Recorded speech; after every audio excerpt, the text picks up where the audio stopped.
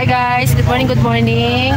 Narito tayo ngayon sa barangay Bubuin at naghihintay ng mga nag-invite sa atin ng mga farmer na kung saan ay mapakinig daw sila sa ating presentation about sa ating products. So ayan. So while waiting ang mga person, making marites muna. Nanto ko si Ricky Brown, tapos yung aming agila na si Josel Ormenita. Shout out naman dyan sa mga taga Iloilo. Lilipad na ng Iloilo yan. Ayan. Shout out sa mga taga... May chat ko ulit, taga Pasig. Parang gusto niya mag-ano dito sa... Kasi marami daw sa mga kamag-anak na puro may pangaya. Dati, hindi tayo pinapansin sa lugar na to. Kumbaga wala masyadong kumakausap sa atin dahil yung pulyar daw natin ay mahal, 1.8 nga naman. Tapos yung kalaban natin sa market is 500 lang per liter. Sa atin ay 1.8. So ang layo ng diferensya.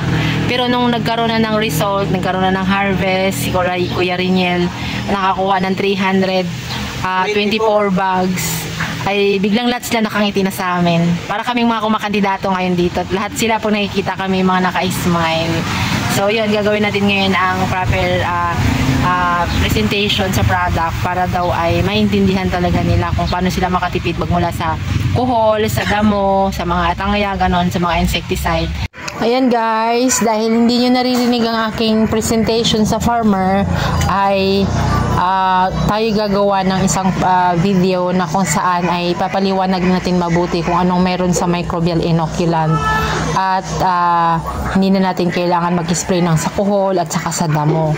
So maliban po dyan guys, ay tutuloy tayo sa root and leaf fertilizer na kung saan ay siya din yung inispray na kung kaya ay nagkaroon ng magandang harvest ang mga gumagamit natin dito sa product. So guys, tatandaan po natin kahit gaano kaganda yung product natin, kung tayo po na farmer ay hindi sumusunod sa tamang protocol, ay maaaring hindi natin makamtan ang mga nasabing harvest.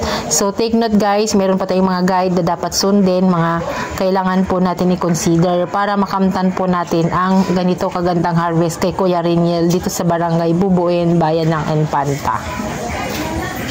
Talaga yung area. So ngayon po, dito ito yung product na solusyon natin. Kung dyan, bumilib ka na kuya. Dito, bumilib ka na. Pero mas bibilib ka dito.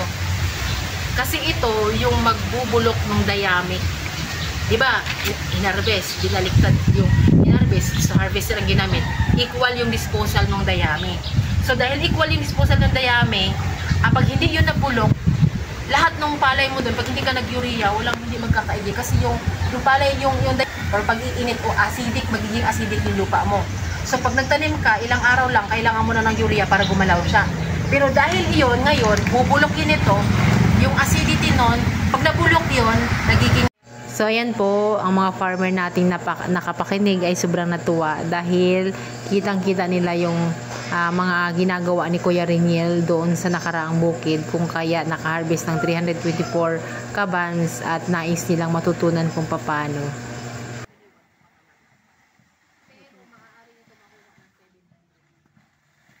So ayan guys, ay natapos ng ating presentation na wala kayong naintindihan. Kami lang ang nagkakaintindihan. At ngayon kami ay iniyayaya na mananghalian dahil naghanda ang mga senior. Yan, talagang sinabi nila na dito kami magtanghalian. So ayan, kasali kami sa kanilang niluto. At yung mga nakapakinig natin guys ay sobrang nang nagpasalamat. At talagang ang schedule na ito ay para sa kanila dahil ngayon lang sila available. Sila may gagawin ng mga vacation ng mga farmer natin. So ayan, antabayanan po ninyo yung ating gagawing presentation regarding sa organic farming system na kung saan ay ipapaliwanag ko ng isa-isa para po na makuha po ninyo yung bakit nga ba ganon, bakit nga ba ganito. So that's it for now guys. Follow for more.